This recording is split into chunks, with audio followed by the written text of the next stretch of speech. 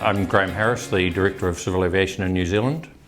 And I'm Greg Baum, the Manager for Special Flight Ops and Recreational Aviation. I'd just like to say what a real pleasure it is to have a delegation at this conference. As a CAA, we're really interested in creating a vibrant aviation system in New Zealand, and we're very mindful that whilst that largely might focus on economic matters, actually safe, spectacular air shows are also really important. New Zealand has an incredibly vibrant Warbirds sector. As the regulator, there's no way we can claim to know everything about air show safety, and the very fact that we've got a representative at this conference shows that we're really trying to learn more about it, and it's the exchange of views at forums like this that are really, really valuable. Also, we're the first to acknowledge, actually, that when it comes down to producing safety on the day at an air show, it's as much about the sector and the people involved, the volunteers, and the experts out of the sector about producing good outcomes as it is the regulator. My name is Jeanette Lussey. My role at Civil Aviation New Zealand is Team Leader for the flight operations side of the Special Flight Operations and Recreational Unit. We're here in Wanaka at the Warbirds Museum at the Wanaka Airport talking to Mandy from Warbirds over Wanaka. Mandy, can you just give me a bit of a heads up on the Wanaka Air Show and how it developed? Right, okay. In 1988, the first Warbirds over Wanaka International Air Show was started, and every second year since then it has run. So we're now in our 29th year of operation, in fact. It was started by Sir Tim Wallace, who you'll be talking to a little bit later. Yes. And has been a very much unique air show in the world. Stunning scenery, close up and personal, quite different from a lot of other air shows. And we're the largest air show in the Southern Hemisphere, in fact, Warbird air show in the Southern Hemisphere. The weather for the Warbirds over Wanaka has a phenomenal record, and I remember a few years ago where the weather was really bad around the country, but it just stayed away from the perimeter of Wanaka, and that air show continued. There must be some secret you've got with the weather. Yes, we have our hearts in our mouths each air show, I have to say, when it comes to weather. One of the things that Tim did was he set the air show up at Easter time. Now Easter is autumn, as you know, the mountains look amazing. The Wanaka Air Show also provides on the Monday a rides day for the Part 115, which is unique in the world, and that's gone down very well too, hasn't it? It has, yes. No, we started that simply because there were a lot of aircraft owners coming who frankly need to make some more money to support the running and maintenance of their aircraft. Yeah. We're here in Wanaka with Sir Tim Wallace, who was the pioneer really for air shows in New Zealand. So Tim, what was the trigger that made you want to start an air show? The fact that New Zealand did so well in both World War I and World War II. And I thought, why not display them here in Wanaka? Because I had travelled to Duxford in America as well to see it was all flat country where they had them. Why not have it here in our beautiful Wanaka scenery? And the amount of people at the first air show you had, there was about 14,000 people? 14,000, exactly right. And it's growing now to, how many, Mandy? 50,000. 50,000 people. That's amazing. Well, I think it is. And I want to see it continue. Yes. Because as each biennial year goes back, these aircraft become more rare. Yes. You're the CEO of the Warbirds over Wanaka. So can you just give an overall picture of you came as a non-aviator, how your learnings have been with the running of the air show? I just love the show because of the energy on kids' faces, watching aircraft and seeing aircraft of all shapes and sizes on one day in one location is fantastic. So when I got the opportunity to come along and be involved, I jumped at it. It's a big job, and I think we do it really well. In terms of Warbirds air shows internationally, Wanaka is right up there. It's well known, it's been rated in the top 4 Warbirds air shows in the world.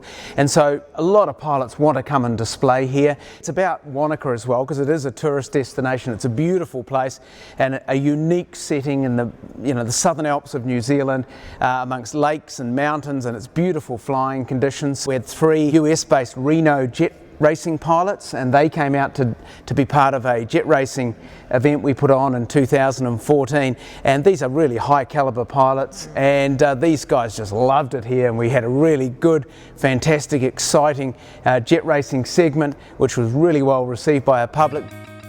This is Dave Brown from the Warbirds in Ardmore in Auckland, as you can see by the hangar here. I'm Chief Flying Instructor for New Zealand Warbirds Association, which holds a Part 149 certificate issued by CAA, and I'm also the Standards and Training Manager. If you could just explain to us the ground training, the stuff that goes into the display pilots. For display flying in New Zealand, display approvals have to be issued under a Part 149 certificate, which is what we hold, and we're authorised to do that. They're split up into non-aerobatic displays and aerobatic displays, and the aerobatic displays approval is actually an add-on to a normal aerobatic rating. An aerobatic rating allows you to do aerobatics down to 1,500 feet without passengers in New Zealand.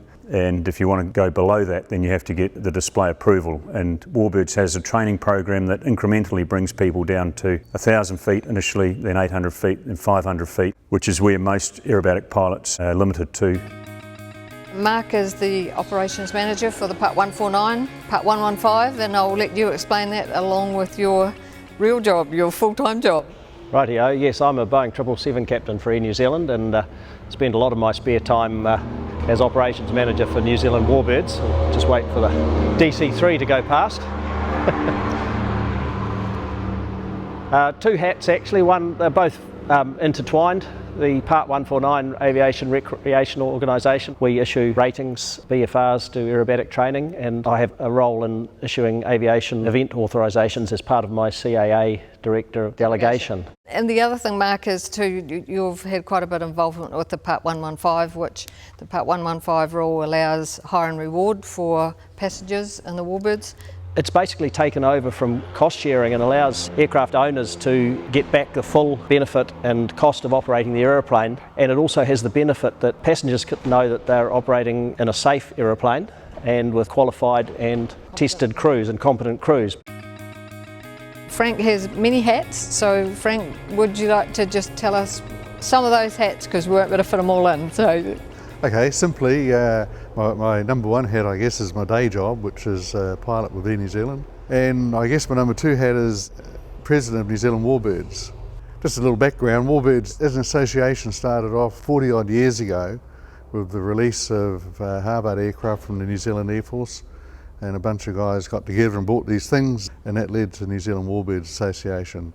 There's a lot of involvement in the 149 and the 115, especially as the 115 has only been a rule part for 5 years now. So Frank and the team have been in there from the get-go on that. I guess operating Warbird type aircraft is an expensive sort of thing, and we've been looking at ways that we can subsidise that. For many years we've done what we used to call a cost share, where we could take people for a ride, but there are certain constraints on that. And so the 115 gives us an opportunity to actually advertise and run a business doing joyrides in these aircraft. The airshow side of it, the display pilot side of it, you're also very involved in that. That's our 149 certificate, which enables us to, first of all, authorise air shows or aviation events, and it also gets us involved in training of pilots. And so currently we're the only organisation who can issue a low-level approval. Yep. You mentioned our little air shows we run here. We run a regular open day at Ardmore. It's an opportunity for us to present ourselves to the public. We're at the Hood Aerodrome in Masterton, the home of the Sport and Vintage Aviation Society and the Vintage Aviator, and this amazing collection of aircraft. A couple of questions. The first one is about the NZASA, the New Zealand Airshow Association, which really you set up. Can you just explain that a little bit? It's a small country and we all have the same issues. So it seemed logic to me to get everybody in the same place around the table and talk about these issues, and that's exactly what we've done. We've involved the three big air shows. There's still one to get. And we've got the Vintage Aviator, the New Zealand Warbirds Association, the Royal New Zealand Air Force and Civil Aviation all around the table. Tom, you've run air shows here in Masterton for many years. Can you just tell us a wee bit about that? Yeah, well, we started off with the Sport and Vintage Aviation Society in 1975. In 1999, we upgraded our fly-in to quite a considerable sized air show and called it Wings over Wairarapa, and it's been going every alternative year to Warbirds over Wanaka. Jean, can you just give us a little bit of background on your aviation career? Sure. My dad worked for Pan Am for a mere 37.5 years, so I've been around airplanes pretty much all my life. Ended up here in New Zealand about 16 years ago, building World War I airplanes. Jean, do you want to tell us a little bit about the collection? This is only one hangar that has got aircraft in it. Well, the collection is quite unique. Pretty much the only place in the world where you can see this many original flying World War I airplanes. I think there's 6 in the collection at the moment, 72 airplanes in total. A number of these are original that have been restored by the Vintage Aviator, and quite a few are exact reproductions built at our factory in Wellington. If you can just tell us a little bit about your involvement in that, and you've just been certified for 115. Yeah, it's a fantastic opportunity. We've had the pleasure of working very closely with CAA. You've heard from Tom Williams, who's instrumental in starting the New Zealand Air Show Association. A great opportunity for shows to collaborate, talk about problems, issues, share experiences. It's a great way to lift the bar and raise that level. I mean, we tend not to just meet the minimum standard. We like to do a little bit better. Yeah. And with the New Zealand Air Show Association, I think we're leaps and bounds ahead that way. We've just implemented the Display Directors program, yes, which is fantastic. And with Part 115, Adventure Aviation here in New Zealand, truly unique opportunity for us. We're able to offer rides in an original World War I airplane, this BE-2 behind us. I think the only place in the world you could go for a ride in an original World War I airplane. John Lanham was general manager at CAA when I started, so he was my boss, and luckily enough got me into CAA, so that was great, John. John has since retired, but can you please just give us a bit of an indication of your aviation background? Sure. I was an RNZAF pilot, did my training in England. I've been flying now for just over 55 years. Had something like 27 years in the Air Force, 12 years or so in civil aviation and the airline business, and then about 12 years also at the CAA, as Jeanette says, as General Manager for the general aviation sector. 115 is adventure aviation, and that's in every sense, so it can be normal aircraft doing unusual things or unusual aircraft doing normal things, but the concept took a long time to introduce. Came together with the idea of finding a way that we could joyride in special category aircraft. Of course, special category aircraft not normally eligible in any regulatory system for hire or reward. The thing that really drove it was the rise in New Zealand of adventure tourism, particularly in the 90s.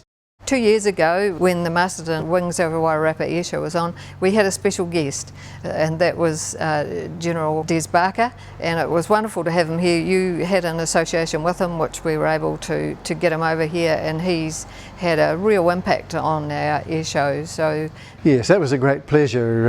As Jeanette says, I was in an email chat room with Des, some mutual friends, and we looked forward to Des's regular safety bulletins. I have to say that his annual summary of aircraft accidents is brilliant, and of course his book is world famous, and rightly so.